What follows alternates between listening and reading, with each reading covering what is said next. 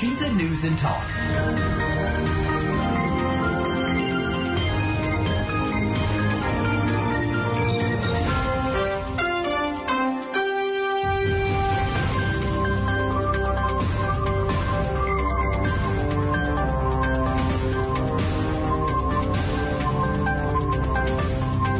PPATK mendeteksi adanya transaksi yang mencurigakan yang mengalir untuk kampanye pemilu 2024. Laporan transaksi mencurigakan tersebut sudah diteruskan ke KPU RI. Dan yang terbaru, sumber pendanaan tersebut diperoleh dari beragam sumber seperti illegal mining dan penyalahgunaan fasilitas pinjaman BPR di wilayah Jawa Tengah yang mengalir ke beberapa perusahaan dan koperasi yang diduga terafiliasi dengan kepentingan partai. Bagaimana penjelasan selengkapnya kita akan jumpai Koordinator Kelompok Humas PPATK Muhammad Nasir Kongah. Shinta News and Talk. Kami juga undang Anda pendengar untuk bergabung, silakan via telepon 0215869.000 atau pesan singkat 0818806543 dan juga mention Twitter di @radio_elshinta. Pak Nasir, saya ingin mengonfirmasi apa yang disampaikan di awal tadi ya, yang saya sampaikan di awal, benar ini memang ada transaksi itu dan sumbernya memang berbagai macam sumber, Pak, atau bagaimana ini, Pak? Iya, benar sekali itu, Mbak Junia. Mas Junia. Iya. Selamat siang para pendengar Elshinta ya. Jadi memang menjelang pemilu 2024 ini tren peningkatan transaksi keuangan mencurigakan itu cukup tinggi ya. Persentasinya naik di area atas ratusan persen dari yang biasanya ya. Dan terindikasi banyak juga dana-dana ilegal itu yang bersumber dari illegal mining, kejahatan bidang lingkungan dan juga koperasi itu tadi ya, yang seperti Mas Januar sampaikan itu terjadi ya. Seperti itu sekarang menjelang pemilu 2024 itu luar biasa ininya peningkatannya, Mas Januar. Ini bisa disampaikan Pak Nasir bagaimana kemudian PPATK bisa mengetahui atau mendeteksi adanya aliran dana ini awalnya bagaimana, Pak? Ya, jadi kan memang kita pantau ya dari para peserta pemilu kada yang akan bersaing di 2024 nanti itu, dan kita lihat tren transaksinya kebanyakan itu meningkat ya. Nah, apa yang dimaksud dengan laporan transaksi keuangan mencurigakan itu adalah salah satunya transaksi di luar dari profil nasabah, di mana profil nasabah itu ketika dia membuka rekening, katakanlah wajar dari profilnya itu per bulannya 100 juta ya, uang yang keluar masuk sebulannya. Ini tiba-tiba menjadi di atas 10 miliar misalnya. Ini salah satu indikator transaksi keuangan mencurigakan. Ada beberapa kriteria lain ya terkait dengan transaksi keuangan mencurigakan. Nah, kalau kita lihat di modus pencucian uang pada pemilu itu, Mas Januar, itu ada antara lain dia memecah transaksi sumbangan dana kampanye, di mana dana kampanye yang diterima itu melebihi dari batas sumbangan, ya. Kemudian adanya penerimaan dana kampanye yang melebihi batas sumbangan dana kampanye dari pihak lain, baik perseorangan maupun dengan transaksi sumbangan yang mereka peroleh, seperti itu. Lalu ada juga modus di mana calon legislatif atau caleg ya, dia tak menerima sumbangan lewat rekening khusus dana kampanye atau RKDK sebagaimana yang sudah diatur oleh ketentuan. Namun dana kampanye tadi, Mas Junior, dari perseorangan itu banyak yang tak lewat RKDK dia. Nah, adanya penerimaan dana kampanye dari pihak perseorangan ataupun lembaga tadi kepada caleg ke rekening pribadi tadi itu yang tidak melalui EKDK, ini sudah melebihi batas sumbangan yang ditentukan dalam aturan kampanye itu. Ini kan juga salah satu pelanggaran ya yang kita lihat. Lalu Mas Januar, ada juga modus yang melakukan pemberian dana tunai untuk dana kampanye, sehingga sulit dia ini untuk kita identifikasi siapa pemberinya. Meskipun ya dengan effort yang agak besar itu kita tahu ya. Nah, sehingga dengan pemberian setoran tunai itu tadi sulit untuk teridentifikasi dari profil pihak yang memberikan dana dimaksud. Lalu banyak juga modus yang menggunakan mata uang asing tuh, atau valuta asing yang berupa penukaran uang secara tunai maupun melalui akun rekening. Nah, adanya penjualan valuta asing dalam jumlah signifikan ini dari peserta pemilu maupun petugas partai. Modus ini, Mas Yanuar, itu yang digunakan berupa cash to cash ataupun juga dari cash kepada akun para peserta pemilu ataupun akun dari tim sukses dan sebagainya, seperti itu.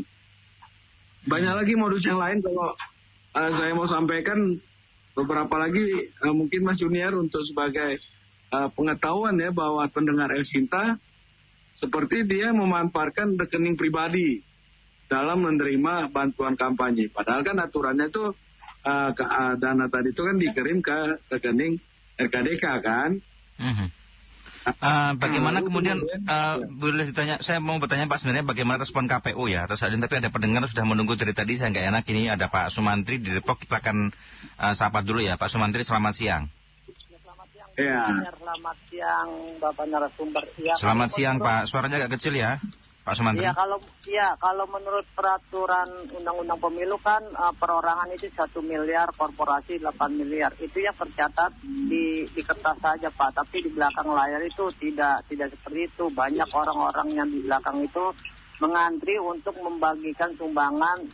Nanti ke depannya apabila dia terpilih atau apa, dia akan dikasih proyek-proyek tertentu. Itu sudah tidak mustahil lagi. Satu lagi, PPATK juga harusnya terbuka. Jangan di sini ada transaksi mencurigakan. Ini menjadi asumsi untuk masyarakat. Jadi masyarakat menduga-duga ini kok begini.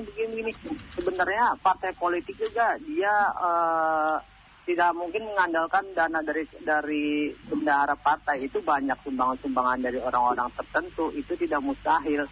Terima kasih. Selamat siang. Ya, selamat siang ya. Terima kasih. Pak Sumantri tadi bisa tanggapi, silakan. Pak Nasir. Ya, ini apa yang disampaikan Pak Sumantri itu benar ya, Mas Junior ya. Nah, tapi ya kalau untuk menyampaikan data secara spesifik kepada pendengar Sinta, itu Pak Sumantri PPATK tidak dapat karena undang-undang mengatur pasal tertentu tentang terkait dengan tipping off. Jadi kalau pejabat, pegawai PPATK termasuk penyidik, penuntut umum dan hakim juga tidak boleh menyampaikan hasil analisis yang dilakukan oleh PPATK itu kepada publik, karena itu adalah konsumsi penyidik ya di dalam membantu proses penyelidikan dan penyidikan. Seperti itu Pak Sumantri. Karena kita itu kan ininya generik name-nya itu intelijen di bidang keuangan. Jadi hasil analisis yang dilakukan oleh PPATK itu hanya disampaikan kepada penyidik. Oleh undang-undang ada 6 penyidik ya, di mana ada KPK, Jaksa Agung, Kepolisian, BNN, Pajak, Cukai, dan dari keputusan Mahkamah Konstitusi 2 tahun lalu itu PPNS ya, penyidik pegawai negeri sipil juga dapat menindaklanjuti hasil analisis terkait dengan tindak pidana asal dari yang disidik oleh PPNS yang ada. Begitu Pak Sumantri. Kalau respon KPU kemarin setelah diberikan laporan ini bagaimana Pak? KPU dan Bawaslu terutama. Ya kita sudah sampaikan ke KPU dan Bawaslu, dan sejauh ini koordinasi dan kerjasama kita cukup baik ya. Tapi sejauh mana tindak lanjut yang sudah dilakukan oleh teman-teman di KPU dan Bawaslu itu saya belum terinformasi secara lengkap ya. Kemarin kami sempat berbincang juga dengan Komisioner KPU, ada Pak Idam Holik ya. Beliau sempat juga mempertanyakan itu dana itu, karena beliau belum bisa menjelaskan ya, apakah itu dana rekening yang muncul itu rekening dana kampanye atau rekening partai politik Pak.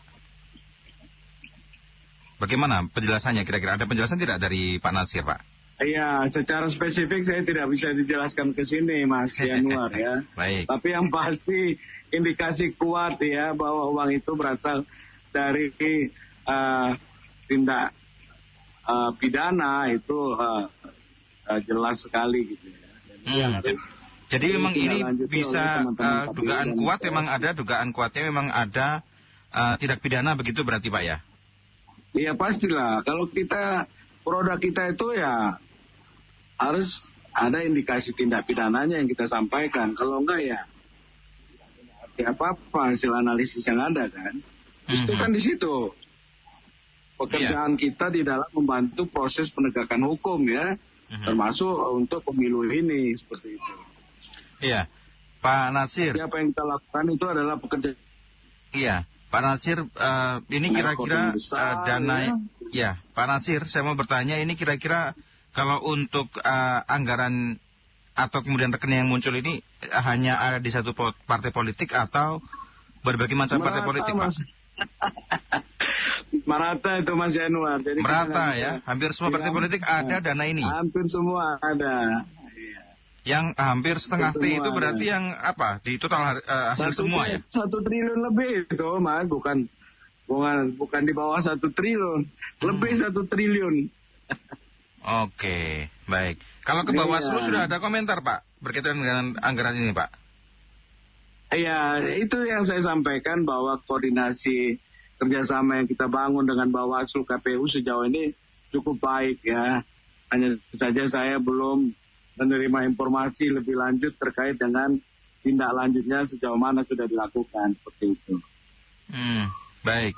Kira-kira apakah bisa ada upaya pencegahan, Pak, dilakukan berbagai pihak berkaitan dengan anggaran penggunaan atau kemudian munculnya rekening-rekening ini, Pak? Ya, kita sudah sejak awal tahun lalu ya membentuk tim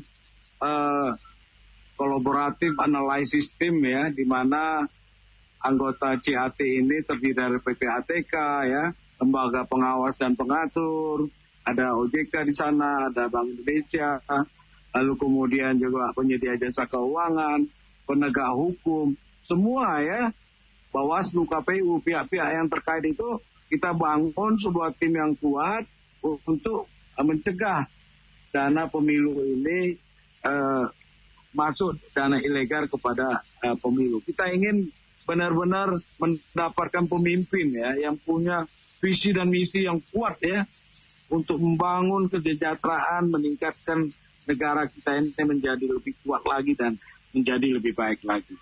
Kita mau pemimpin kita bukan dia memperoleh kekuasaan itu dari uang, dari money politik, apalagi uang dari hasil kejahatan. Jauh sekali kita jangan sampai ya kita mendapatkan pemimpin yang seperti itu. Untuk itu kita berharap semua masyarakat di Indonesia ini untuk ikut berpartisipasi ya dalam mencegah ya adanya money politik di dalam pemilu kita yang akan datang.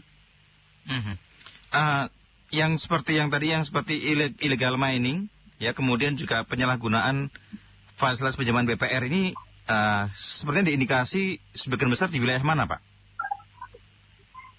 Ya merata ya, kalau kasus-kasus illegal mining itu ada di daerah Sulawesi misalnya ya, dan dana terkait dengan, kita sudah buat juga sebenarnya yang disebut dengan risk assessment ya, risk assessment terkait dengan tindak pidana pencucian uang, di mana di sana kita petakan daerah mana ya terindikasi money politik yang besar ya yang terjadi pada sebelumnya, dan itu kita mau bandingkan juga, nanti kita sandingkan datanya dengan yang akan terjadi pemilu nanti ya. Jadi risiko-risiko nasional terkait dengan pencucian uang itu sudah kita petakan sebenarnya. Tinggal ya untuk yang tahun ini kita akan tandingkan dengan analisis-analisis yang kita lakukan yang dengan hasil yang terbaru seperti itu, Mas Januar. Baik. Pak, ini kalau tadi disampaikan ada penyalahgunaan pinjaman dana BPR. Dana BPR ini BPR swasta atau BPR milik pemerintah, Pak? Kalau BPR itu kan Bank Perkreditan Rakyat ya, yang kebanyakan itu adalah dikembangkan oleh masyarakat itu sendiri ya. Dan ini memang kita temukan indikasi di dalam penyalahgunaan dana BPR untuk pemilu ya, kegiatan pemilu seperti itu. Oke, baik. Harapannya apa nih Pak Natsir dengan adanya kejadian ini Pak Natsir? Mas Yanuar, ini pemilu luar biasa mahal ya, kemudian luar biasa besar. 1 T lebih loh Pak ini Pak berarti Pak ya? Keluarkan. Hah? 1 T lebih ini berarti pengeluarannya ya? Baru yang ketahuan. Anggarannya kan luar biasa ya. Jangan sampai dengan biaya effort yang tinggi tadi itu sudah dilakukan oleh anak bangsa ini kita mendapatkan pemimpin yang tidak punya visi dan misi, yang hanya ingin memanfaatkan kekuasaannya untuk kepentingan dirinya, golongannya. Itu jangan sampai. Kita berharap pemimpin kita ini pemimpin yang punya visi, pemimpin yang mampu mensejahterakan rakyat kita, pemimpin yang mampu membuat kita, negara kita ini negara yang maju, berdaulat, adil dan makmur. Kan itu harapan kita. Jadi maka dari itu masyarakat harus mendukung kuat ya. Jangan hindari money politik. Kawal itu pemilu supaya bersih ya. Supaya sama-sama kita mendapatkan pemimpin yang bertanggung jawab. Jadi memang ini dikhawatirkan memang anggaran atau kemudian dana yang mengalir ke caleg dan juga peserta pemilu itu nanti memang digunakan untuk sepertinya untuk money politik ya, Pak. Itu yang harus kita hindari, ya. Jangan sampai terjadi kan. Makanya bagaimana kemudian peran pemerintah, Pak, masyarakat, apa yang harus dilakukan masyarakat agar kemudian mencegah money politik ini? Terakhir Pak Natsir. Laporkan ketika masyarakat menemukan indikasi kayak itu. Laporkan kepada PPATK, laporkan kepada Bawaslu, KPU ya, dan sama-sama kita semua menjaga, jangan mau ya diiming-imingi, dikasih uang 100, 200, 300 ribu, tapi hak kita tergadaikan gitu ya. Baik. Kepentingan Terima kasih. kita tergadaikan oleh uang-uang yang receh seperti itu. Jangan mau, kan begitu ya, Mas Yanuar. Baik. Jaga negeri kita ini, jaga republik ini, supaya kita mendapatkan pemimpin yang benar-benar punya kemauan, keinginan, visi, misi di dalam memajukan anak dan bangsa. Baik. Terima kasih Pak Natsir sudah berbincang bersama El Sinta. Selamat siang Pak Natsir. Terima kasih Mas Yanuar. Salam sehat dan bahagia selalu buat pendengar El Sinta. Ya, Assalamualaikum warahmatullahi wabarakatuh. Waalaikumsalam warahmatullahi wabarakatuh. Demikian mendengar Koordinator Kelompok Humas PPATK Muhammad Natsir Kongah.